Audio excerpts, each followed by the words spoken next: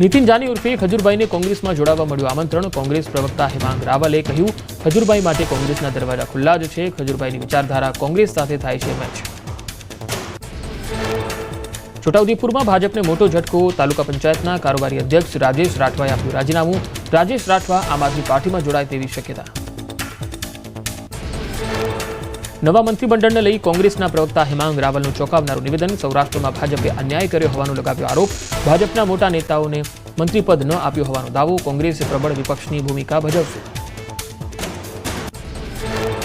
28 ઓક્ટોબરના રોજ કોંગ્રેસ પ્રમુખ અને પ્રભારી સહિતના નેતાઓ જશે ખોડલધામ। સ્થાનિક ચૂંટણીના પ્રચારના કરશે Shri Ganesh. One day one district અભિયાન કરશે શરૂ। તો સૌરાષ્ટ્રમાં ખેડૂતોના મુદ્દે સંમેલન યોજાશે। સુરેન્દ્રનગરમાં લોકસભાના સાંસદ ચંદુ શિહોરાએ કાર્યાલયનું કર્યું ઉદ્ઘાટન। સ્થાનિકોની સમસ્યા અંગે રજૂઆત કરવા કર્યો અનુરોધ। કાર્યક્રમમાં જિલ્લા ભાજપ પ્રમુખ, ધારાસભ્યો સહિતના આગેવાનો રહ્યા હાજર। મહેસાણાના ગોઝારિયામાં સતચંડી મહાયજ્ઞ યોજાયું। ઉમિયા માતાજી મંદિર ટ્રસ્ટ અને સમસ્ત પાટીદાર સમાજ આયોજિત મહાયજ્ઞમાં મુખ્યમંત્રી ભૂપેન્દ્ર પટેલ રહ્યા હાજર। સીએમએ કહ્યું, ધર્મ સાથેનું વિજ્ઞાન હોય તો ગમે તે મુકામ પર પહોંચી શકાશે। સાવરકુંડલાના પૂર્વ ધારાસભ્ય પ્રતાપ દુધાતે એસટી બસને માર્યો ધક્કો। સાવરકુંડલા રૂટની બસમાં ખામી સર્જાતા કંડક્ટર સહિતના લોકો મારી રહ્યા હતા ધક્કો। પ્રતાપ દુધાત પણ બસને ધક્કો મારતો હોવાનો વિડીયો થયો વાયરલ। લોકોની સેવાને પોતાનો ધર્મ ગણાવ્યો। દિવાળીનું વેકેશન માણવા પ્રવાસીઓની પહેલી પસંદ બન્યું દમણ। દરિયા કિનારે મોટી સંખ્યામાં સહેલાણીઓની ખાસ સંખ્યા જોવા મળી। બીચ સહિતના વિસ્તારોમાં ભારે ભીડ। સ્થાનિકો અને ધંધાર્થીઓમાં પણ ખુશી। દિવાળીની રજાઓમાં અમદાવાદમાં કાંકરિયા લેક ફ્રન્ટ પર પ્રવાસીઓનો ધસારો વધ્યો। તહેવારના એક સપ્તાહમાં 3 લાખથી વધુ લોકોએ કાંકરિયા લેક ફ્રન્ટની મુલાકાત લીધી। અંદાજ પ્રમાણે એએમસીને 1,13,00,000ની આવક। આંબરડી સફારી પાર્કમાં પર્યટકોની ભીડ ઉમટી। દૂર દૂરથી સિંહ દર્શન અને કુદરતી નજારાનો આનંદ ઉઠાવવા પર્યટકો ઉમટ્યા। તંત્રએ સિંહ દર્શનના બસોની વ્યવસ્થા વધારી। રૂટીન 5 બસો છે, જે 7 વધારીને કુલ 12 બસો શરૂ કરાઈ।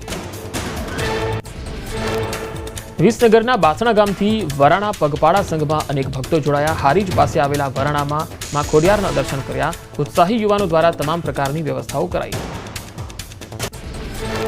નર્મદા જિલ્લામાં 31 ઓક્ટોબરે યોજાશે Ekta parade. NCC cadets, army, navy, air force, NSG commando, BSF અને તમામ રાજ્યની પોલીસ દળ અને સુરક્ષા દળ ભાગ લેશે। તમામ સુરક્ષા દળોની પરેડમાં મહિલા અધિકારીઓ નેતૃત્વ કરશે।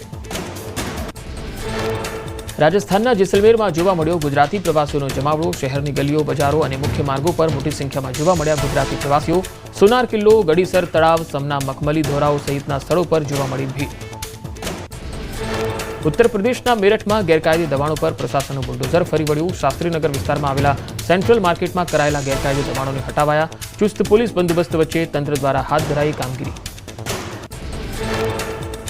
ભાવનગરના ઘોઘાના કુડા બીચ પર યોજાયું સ્વચ્છતા અભિયાન। કેન્દ્રીય રાજ્યમંત્રી નીમુબેન બાંભણિયાની હાજરીમાં દરિયાકાંઠે કરાઈ સફાઈ। મહિનાના છેલ્લા રવિવારે શહેર અને જિલ્લામાં દરિયાકાંઠે સ્વચ્છતા અભિયાન હાથ ધરવા કર્યો સંકલ્પ।